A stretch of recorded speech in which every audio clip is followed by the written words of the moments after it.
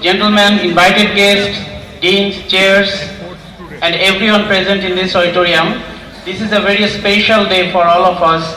It is of course a rare opportunity for having such a chance to listen directly from a Nobel Laureate.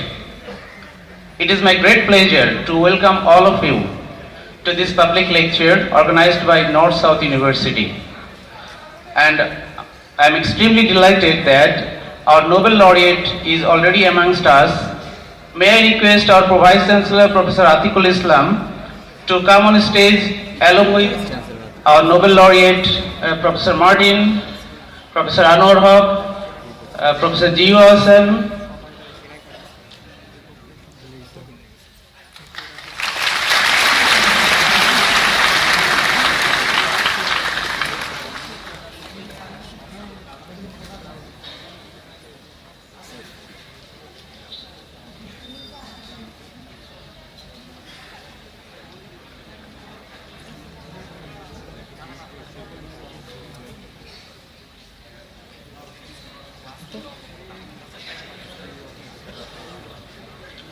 Thank you, sir.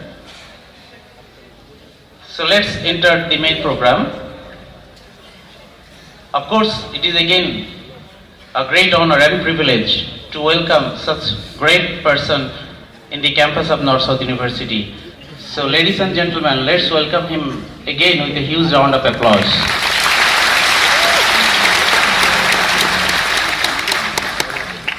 Professor Martin Chalfie was awarded the Nobel Prize in 2008 in chemistry for the discovery and development of green fluorescent protein. If you're not brilliant from birth, forget about it. It's innate. They have it. Work has nothing to do with it. Thinking about things has nothing to do with it. They're geniuses. Give up. That's what I thought. And that also meant if it was innate in you, you didn't have to ask anyone any questions. So I never did at first. And everything I touched failed because I should have been asking questions. The second thing, scientists' experiments work all the time. And the reason for this is we don't have time to say that there were any mistakes or any failures or any incorrect ideas. We have to get right to the answer. This person came into the lab, they made this great discovery. This was terrific.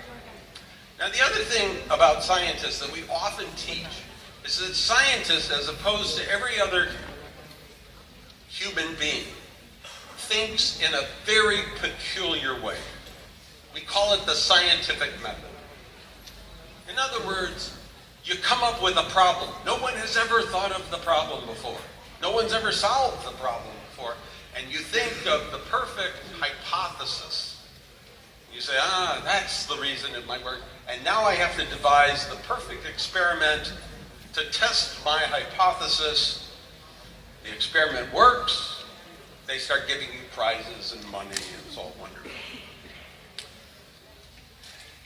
Not really true. The other thing about science is that scientists often work alone. All these great scientists in the past, you never heard of them working with anyone, you just heard of them working on their own. Although, I have to say, they usually have an assistant, and I don't know why, but the assistant's name always has to be Igor. And finally, the other thing about all these great scientists, Einstein and Newton and Galileo and all the others, Watt and so on, every one of them, except for very rare exceptions, Marie Curie, George Washington Carver in the United States, all of them are European or of European descent. No one else can do science because those are the only great scientists. This is clearly nonsense. If you go on Google, however, and you say famous scientists today, and you ask what are the pictures of the famous scientists according to Google, not maybe the best authority in the world, but nonetheless, this is the set of pictures you get.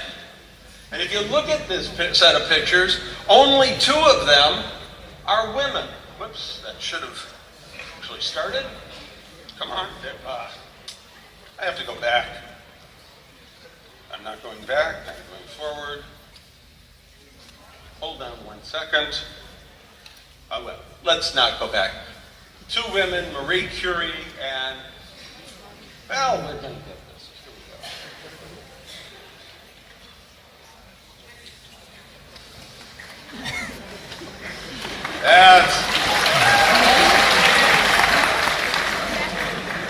There we go.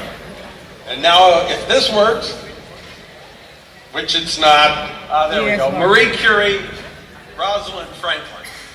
That's it. Actually, George Washington Carver would be on the next slide if I have it.